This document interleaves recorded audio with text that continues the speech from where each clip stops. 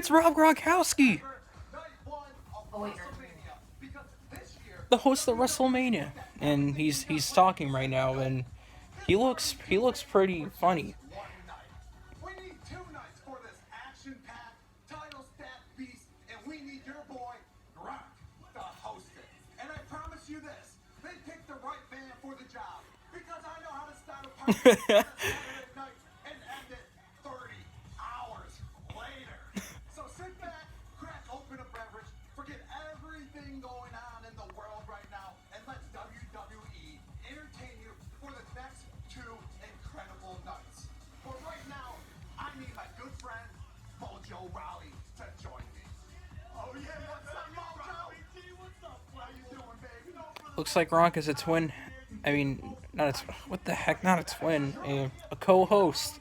His friend Mojo Raleigh. Let me get 3 chops, baby. 3 chops. 1, 2, 3. Oh, one He's just chopping him. It's gonna be high stakes and no breaks all night, and it all starts right now. Okay, so apparently the WWE network froze.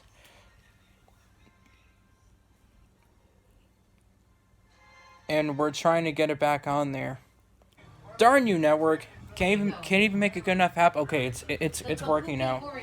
So what's going on right now is Kairi Sane and Asuka are defending the WWE Women's Tag Team Championships I don't even care about this one. against Alexa Bliss and Nikki Cross. Please.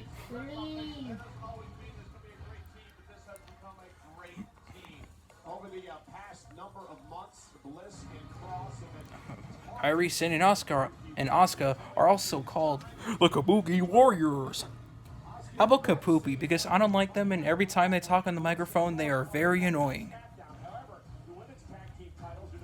And the ref is holding both of the belts up weird.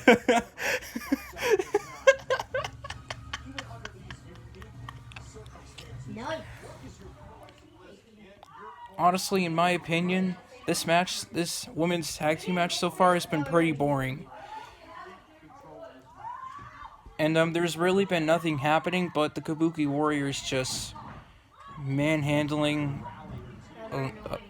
Alexa Bliss and Nikki Cross. And also, have you seen the way how the Kabuki Warriors talk in the microphone? They're like, "La, la, la, la, la, la." Would you stop screaming, Asuka? Oh my god. Is there an off switch on you or something? Seriously, when they're on the mic, I want to cover my ears so bad because of how annoying they are. And I also want to turn down the volume on the TV. So yeah. Oh, and Asuka just did a weird move. maybe close to being done in this matchup. But for the Bulldog, Alexa Bliss in the line of Nikki Cross. Women's match equals bathroom break or snack time. Here are your winners and new WWE Women's Tag Team Champions, Nikki Cross and Alexa Bliss. Finally, that match was such a snooze fest. I'm so glad it's over. So Elias just defeated King Corbin by a roll-up by grabbing the tights, and to me, which was kind of a decent match. It wasn't the best. It was fun to watch though. I'm not gonna lie. At least Elias finally gets his revenge after what happened to him on SmackDown, which is pretty horrifying. This might be the worst decision in booking history that I've ever seen. Becky Lynch just defeated Shayna Baszler, and she'll live to hold the Raw Women's Championship for another day.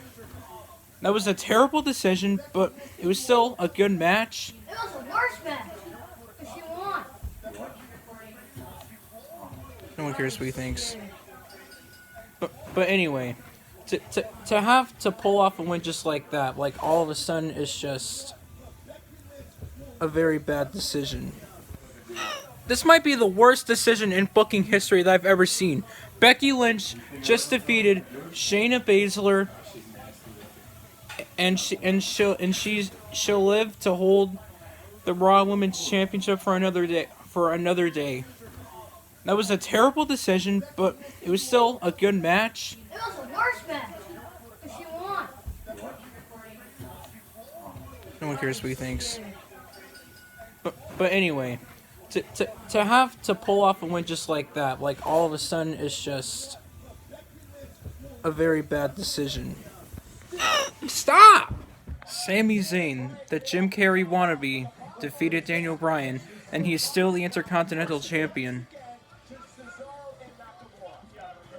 And, I don't know, I didn't really care about this match. There wasn't really that much hype. Wasn't a lot happening before.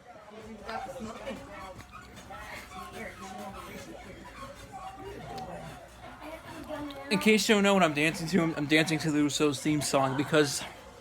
Ow! Sorry. I'll tell you why. Because they've been down since. Day one is! So instead of it just being a triple threat tag team match with 2 members on each team, it's basically a triple threat. Because I don't know what happened to the other guys, but I do know that John Morrison's partner, The Miz, he actually has symptoms of COVID-19 and he is currently in quarantine. But still, it might be good because it's a ladder match and they're usually pretty good. And now the final results of the triple threat tag team ladder match for the SmackDown Tag Team Champions. The winners were, John Morrison, because The Miz wasn't there. See, the way what happened was, both Jimmy Uso and Kofi Kingston were on the top of the ladder. Morrison was on the ladder with them, and they both had the belts. And they had like the hanger thingy where the belts were hanging on. And while they were fighting over it, the belts came loose. And John Morrison had the belts and he picked them up, and that's how he won the match. And my final thoughts on that match. And I thought it was good. It wasn't necessarily match of the night like how some people are saying on the internet right now, but I thought it was good. Ladder matches are usually my favorite. And right now, we are about to see Seth Rollins versus Kevin Owens, and the bell has just rang, and that match is underway. So, Kevin Owens won by disqualification because Seth hit him with the ring bell. But luckily, the match has restarted, and it's now a no disqualification match. Because Kevin Owens was like, Rollins, you're a chicken because you hit me with the ring bell and all that.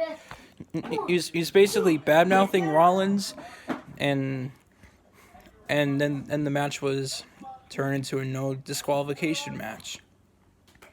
So, Kevin Owens got the dub! Yay! Little kids. He did that from jumping off of the WrestleMania sign with Seth Rollins on the announce table, both of them going through, and when Rollins was down, he was wheezing in pain. He was like, Then basically what happened was Kevin Owens got Seth in the ring, gave him the stunner. 1, 2, 3, ding ding ding. Your winner, Kevin Owens. Your winner and new WWE Universal Champion, Braun Strowman. Now, if you're wondering why it wasn't Roman Reigns, it's because he has the compromised immune system because of his leukemia. Mm-hmm. And if he gets the coronavirus, then he'll pretty much die. And his leukemia makes his immune system weak. So instead they chose Strowman, and he is now the Universal Champion. Take that, Goldberg. Part-timer. And there you have it, folks. Part 1 of WrestleMania has concluded with a pretty good Boneyard match from Undertaker and AJ Styles, which actually took place at a graveyard. And my final thoughts on that match, I thought it was pretty good, honestly. Even though it felt more like a movie, it was still good in my opinion. You know, a lot of monologuing.